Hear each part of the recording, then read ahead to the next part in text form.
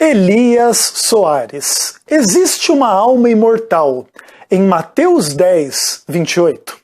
Eu sou Ezequiel Gomes, você está no canal Vem Senhor Jesus e hoje eu estou continuando a minha série de vídeos comentando o debate que fiz com o pastor da Assembleia de Deus, Elias Soares. O referido pastor diz que Mateus 10, 28 e Lucas 23, verso 43 são as provas bíblicas da tal da imortalidade da alma. Os textos, na visão do pastor Elias Soares, ensinam que a alma do homem é imortal e sai do seu corpo na ocasião da sua morte para desfrutar do paraíso se for salvo, do inferno se for perdido, e aí a gente vai hoje se concentrar no texto de Mateus 10, 28. Inclusive, esse é aquele vídeo que eu prometi fazer exclusivamente sobre Mateus 10, versículo 28, onde nós lemos na palavra de Deus o seguinte: não temais os que matam o corpo e não podem matar a alma. Temei antes aquele que pode fazer perecer no inferno tanto a alma como o corpo. Bom, para responder se realmente existe aqui o conceito de imortalidade da alma, nós precisamos estudar a Bíblia com seriedade. Eu não quero fugir desse texto, não acho que esse texto ofereça nenhuma prova de imortalidade da alma na Bíblia, mas entendo a lógica e a retórica usada por Elias Soares e também por outras pessoas para dizer que existe aqui o conceito de imortalidade da alma. Então, para começar a responder por que eu não creio da forma como Elias Soares e outros creem que esta passagem fala realmente de imortalidade da alma, eu gostaria de começar falando um pouco sobre a teologia da alma no Evangelho de Mateus. Então eu fui dar uma olhadinha aí, dar uma estudada, como que o Evangelho de Mateus fala sobre a doutrina da alma. Lembrando que a audiência primária do Evangelho de Mateus provavelmente eram pessoas de background, vamos pensar assim, judaico. Então ele cita abundantemente o Antigo Testamento mais do que todos os outros evangelhos. Frequentemente ele busca embasar o que ele está falando no Antigo Testamento, até para o judeu entender, né, que aquilo que ele está falando é sério, aquilo que ele está falando está profetizado, aquilo que ele está falando está em harmonia com a revelação de Deus no Antigo Testamento. Então ele usa abundantemente esta questão. E isso vai ter alguma influência também sobre a teologia da alma no Evangelho de Mateus. Então eu procurei todas as ocorrências da palavra psique, né, alguns falam, então traduzida às vezes como alma, às vezes como vida, no Evangelho de Mateus. Isso aqui na tradução que eu vou usar, João Ferreira de Almeida, revista e atualizada, segunda edição, tá bom?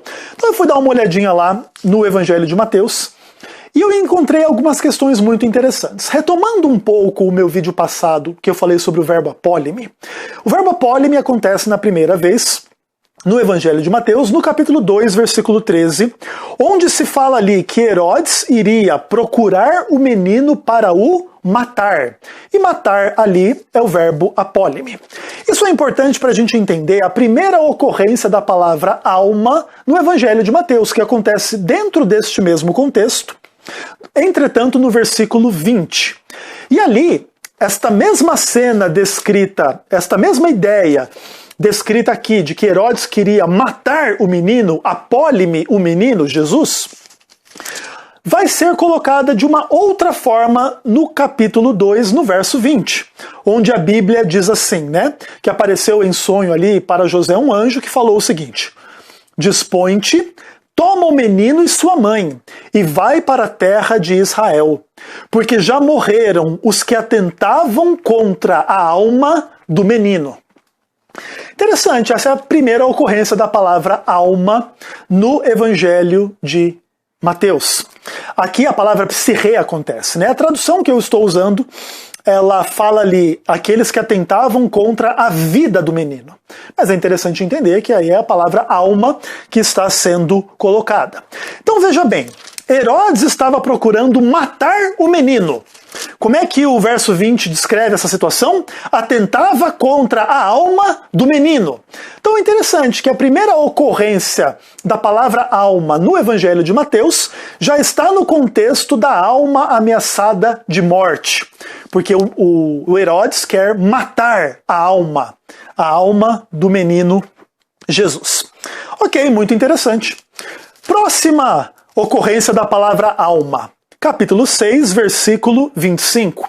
E a Bíblia diz assim: por isso vos digo, não andeis ansiosos pela vossa alma, quanto ao que haveis de comer ou beber, nem pelo vosso corpo, quanto ao que haveis de vestir. Não é a vida mais que o alimento e o corpo mais do que as vestes? Interessante, né? Se preocupar com a alma é se preocupar com o que vai comer, com o que vai beber. É uma compreensão bem física da existência da alma, né? Bem interessante aqui a ocorrência da palavra alma. Capítulo 10, versículo 39. E aí a palavra de Deus diz algo interessante. Quem acha a sua alma, perdê-la-á. Quem, todavia, perde a alma por minha causa, achá-la-á. Então é interessante, né? A alma aqui ela pode ser perdida ou ser achada. O mesmo padrão a gente vê no capítulo 16, versículos 25 e 26. Portanto, quem quiser salvar a sua alma, perdê-la-á. E quem perder a alma por minha causa, achá-la-á. Por que, pois, aproveitará o homem se ganhar o mundo inteiro e perder a sua alma? Ou que dará o homem em troca da sua alma? Então a alma pode ser perdida, pode ser achada, e não adianta nada ganhar o mundo inteiro, no fim perder a alma. Interessante, né? O que será que está por detrás da ideia de perder a alma, né? Bacana. Ok. Aí, continuando o nosso estudo da teologia da alma no Evangelho de Mateus, a gente chega ao capítulo 20, versículo 28. E aqui Jesus fala algo muito interessante. Ele diz assim, né? Tal como o Filho do Homem, que não veio para ser servido, mas para servir, e dar a sua alma em resgate por muitos. Jesus está falando ali, quem quiser ser o primeiro no reino de Deus, tem que ser o servo. Assim como o Filho de Deus veio servir e dar a sua alma em resgate de muitos. Irmãos, quando foi que Jesus deu a sua alma em favor de nós? Em nosso resgate, em nosso favor, né? Quando é que isso aconteceu?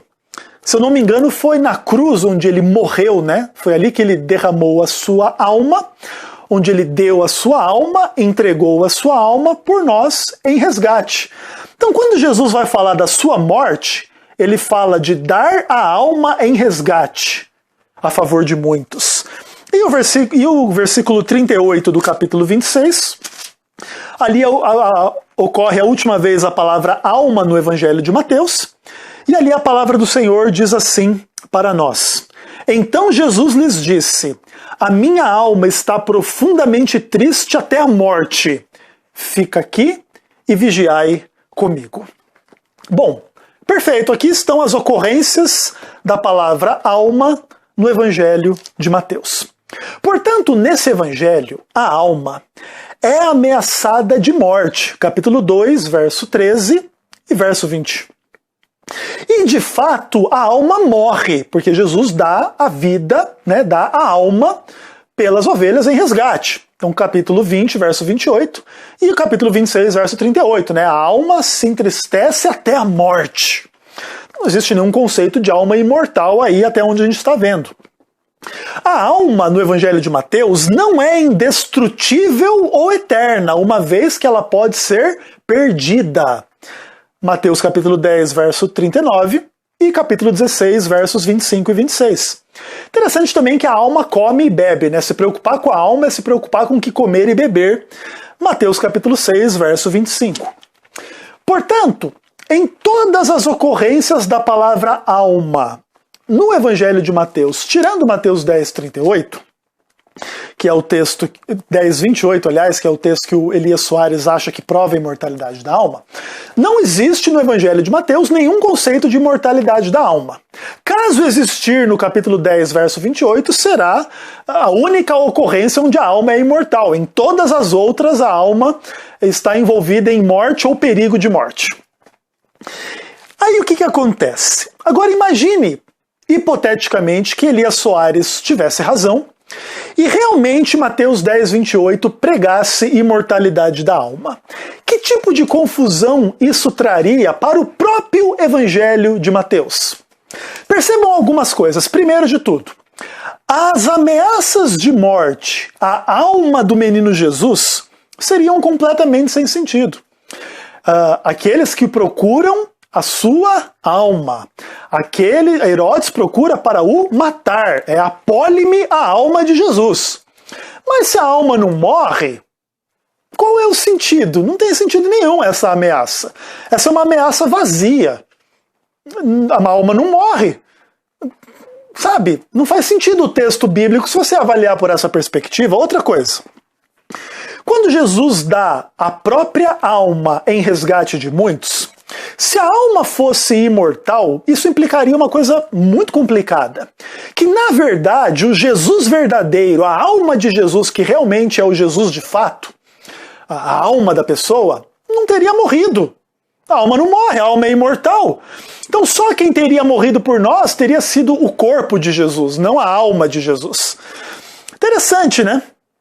Então, se nós somos alma fora do nosso corpo, e a gente mantém a nossa identidade, quem nós somos plenamente humanos fora do corpo, como alma desencarnada num estado glorificado, etéreo, sem corpo e tal. E isso não morre nunca. Então, essa entidade, alma de Jesus, teria as mesmas características e não morreu nunca. No final das contas, isso justifica a ideia da heresia docetista, né, de que a morte de Jesus não foi uma morte real, foi uma morte aparente. Então seu corpo estava ali sofrendo e morrendo, mas ele na verdade não sofria nada e não morreu nada porque a alma não morre. Olha que maravilha a implicação da doutrina da imortalidade da alma no Evangelho de Mateus, né? Outra coisa, quando o Evangelho de Mateus fala da gente perder a alma, isso aí é uma linguagem equívoca, enganosa, porque não se perde uma alma que é imortal e indestrutível. Como é que você perde uma coisa impossível de ser destruída, impossível de ser morta, impossível de deixar de existir, eterna, que vai, né, ter existência sem fim? Isso não se perde nunca. A alma estaria sempre viva. Ou seja, só por esse início da nossa análise, a gente já identificou alguns problemas sérios com a lógica de que Mateus 10:28 prega a ideia de alma imortal. Mas a gente ainda precisa lidar com o texto e com algumas questões importantes. A próxima coisa que eu gostaria de analisar com vocês é o texto paralelo de Mateus 10:28, que está em Lucas capítulo 12, versos 4 e 5. E ali a Bíblia diz o seguinte, tradução João Ferreira de Almeida, revista atualizada, segunda edição. Digo-vos, pois, amigos meus, não temais os que matam o corpo, e depois disso nada mais podem fazer. Eu, porém, vos mostrarei a quem deveis temer. Temei aquele que depois de matar tem poder de lançar no inferno. Sim, digo-vos, a esse deveis temer. Perceba que o texto paralelo simplesmente ignora o conceito de alma. E isso revela algo muito interessante. Aquilo que Jesus falou naquele contexto, e que foi trabalhado por Mateus e foi trabalhado por Lucas para suas audiências e tal, faz todo o sentido sem o apelo ao conceito de alma imortal, alma que não morre, alma que não pode ser morta e etc. Lucas prega a mesma coisa que Mateus. Não tema aquele que pode matar o corpo e depois disso não pode fazer mais nada. Tema aquele que pode, além de matar o corpo, lançar no inferno e tal, e etc. O conceito aí simplesmente indica uma coisa muito interessante. A alma é um conceito secundário na ideia de Jesus. O propósito do texto de Mateus 10, 28 não é falar que a alma não morre. Até porque a gente pode falar a mesma verdade de Mateus 10, 28 sem nem falar de alma. Não temam aquele que pode matar o corpo e não pode fazer mais nada. Pronto. Falei a mesma coisa, mas não falei. Não tema aquele que pode matar o corpo, mas não pode matar a alma, porque eu estou ensinando que a alma é imortal. Esse é o propósito desse texto. Esse texto está dizendo isso. Não é verdade que esse texto tenha por objetivo ensinar que a alma é imortal. Se esse fosse o propósito do texto, Lucas teria dito a mesma coisa. Olha, não tema aquele que pode matar o corpo e não pode matar a alma, porque Jesus nos ensinou que a alma não pode ser morta, a alma é imortal e etc. Lucas coloca a mesma questão sob um prisma diferente e é interessante, né? Que enquanto o Mateus escreveu para judeus, o Lucas escreveu para os gregos, inicialmente. E como eles tinham essa ideia de alma imortal, inclusive, creio eu que Lucas achou por bem não trabalhar as questões nessa direção, uma vez que eles poderiam confundir aí o conceito de alma com o conceito grego de alma, né? O conceito, no caso que ele estava falando, que é o conceito hebraico, que é o conceito bíblico, com o conceito grego, então ele simplesmente se eximiu de falar sobre alma e tal, e simplesmente disse, olha, tem gente que mata o corpo e não pode fazer mais nada depois disso, mas Deus pode jogar você inteiro no inferno, então é isso que você deve temer. E o texto faz todo o sentido, independentemente do conceito de alma, demonstrando que, obviamente, o propósito do texto não é falar nada sobre alma, muito menos para dizer que ela é imortal, para entrar em contradição com inúmeras passagens bíblicas e tal. A gente vai falar disso daqui a pouco. Outra coisa que eu gostaria de falar é a ideia que é o seguinte. Quando você lê Mateus 10, 28, você está diante de um dito proverbial, sapiencial de Jesus. E existe alguma coisa muito interessante quando você vai avaliar um dito sapiencial ou um dito proverbial, que é o fato de que você não pode parar a leitura na metade do texto e tirar conclusões dele, porque senão você pode ensinar uma grande besteira, uma grande heresia. Então, por exemplo, na Bíblia nós temos livros, literatura de sabedoria. Seria um livro dos Salmos, livro dos Provérbios, livro de Eclesiastes, livro dos Cantares, né, os Cânticos de Salomão e etc. Então eu vou pegar para vocês um exemplo de um dito sapiencial que, se você parar a leitura na metade, você ensina uma heresia, mas se você lê o conceito inteiro, o provérbio inteiro, você ensina uma verdade. Então, por exemplo, Eclesiastes capítulo 7, versículo 20.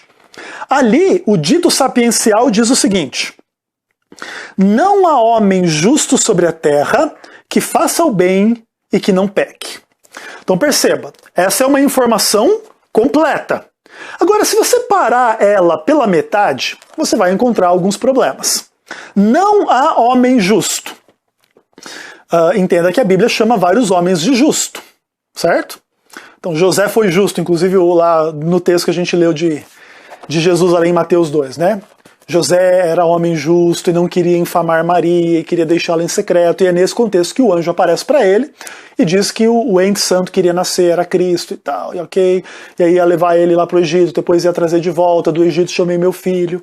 Todo esse contexto é vivido sob o prisma de que a Bíblia chama José de justo.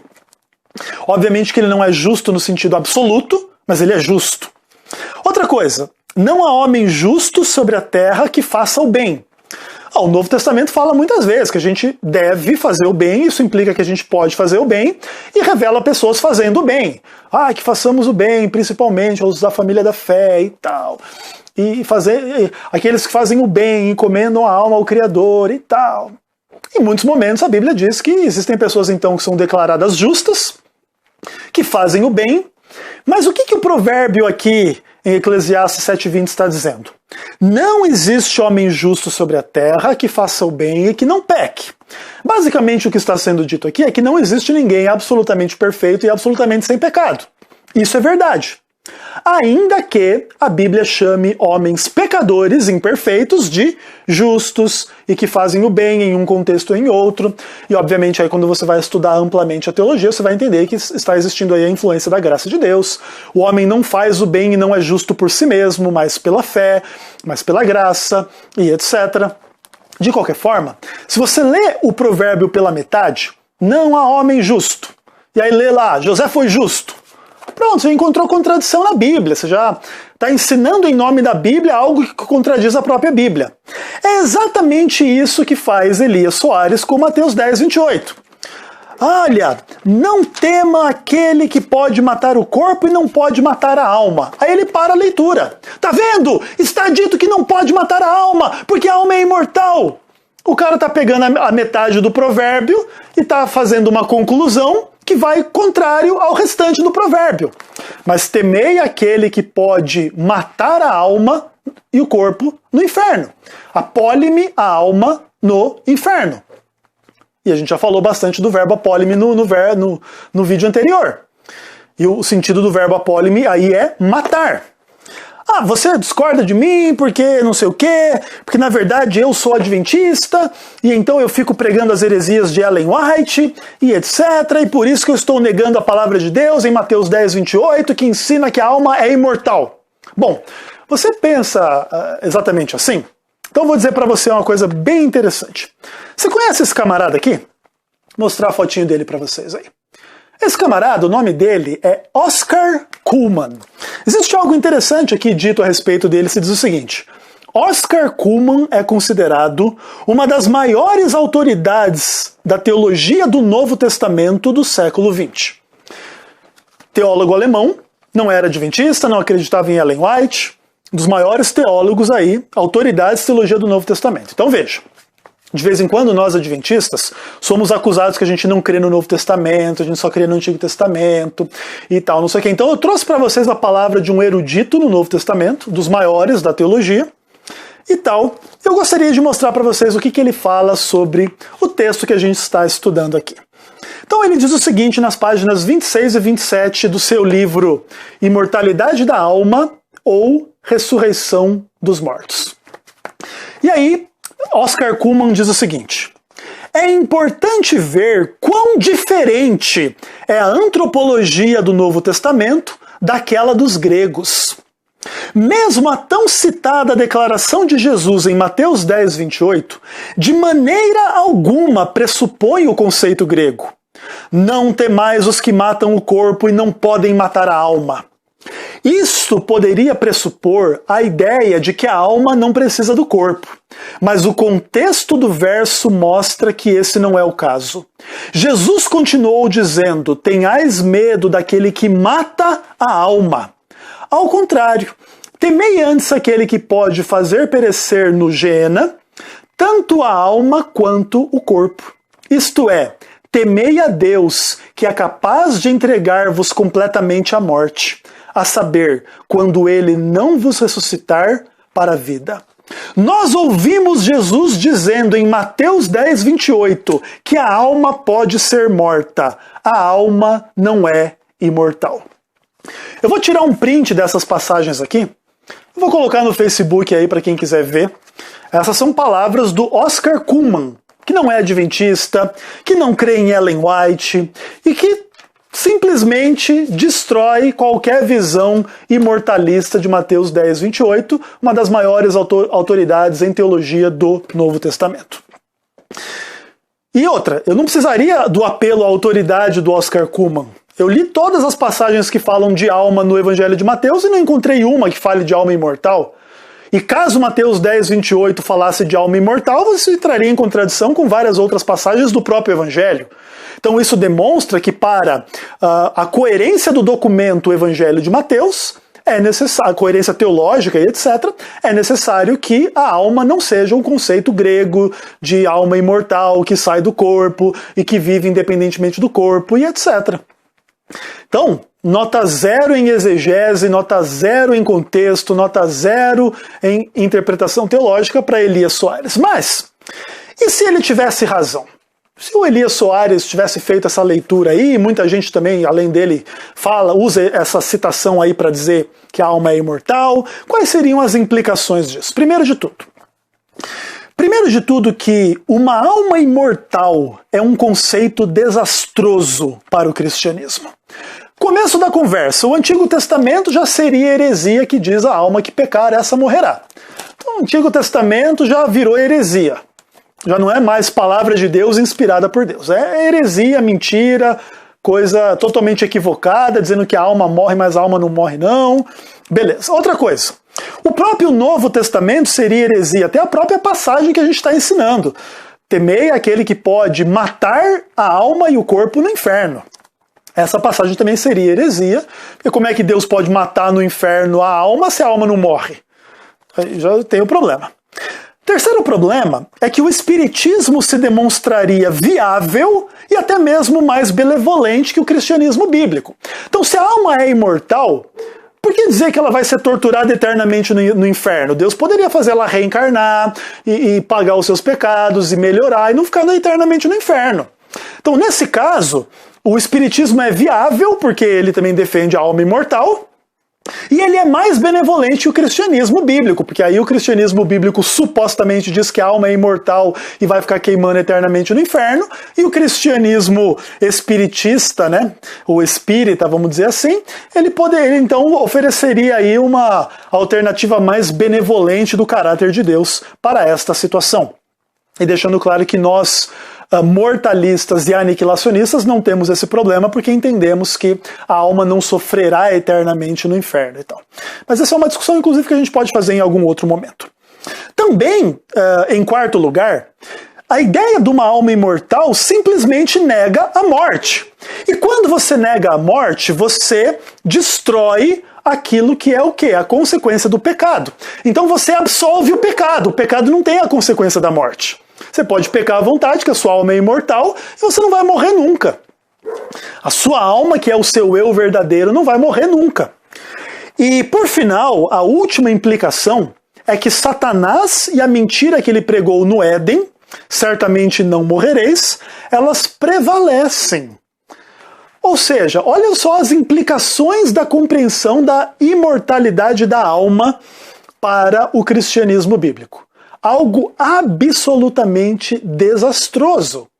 Que existam pessoas capazes de defender uma teoria de imortalidade da alma a partir da palavra de Deus, isso simplesmente demonstra o alto grau de analfabetismo funcional, por um lado, de uma convicção ou um compromisso muito mais forte com uma tradição teológica X ou Y do que com a palavra de Deus. E aqui fica demonstrado cabalmente que Mateus 10, 28 jamais ensinou o conceito de imortalidade da alma. Isso não é consistente com a teologia da alma em Mateus, isso não é consistente com o texto paralelo em Lucas, isso não é consistente com a interpretação de um dito proverbial que não pode ser lido pela metade, e ainda isso tem todas as implicações heréticas para tudo aquilo que eu falei no final do vídeo. Portanto, Mateus 10, 28, se essa for a prova da imortalidade da alma, esta prova resta aqui sepultada e refutada definitivamente.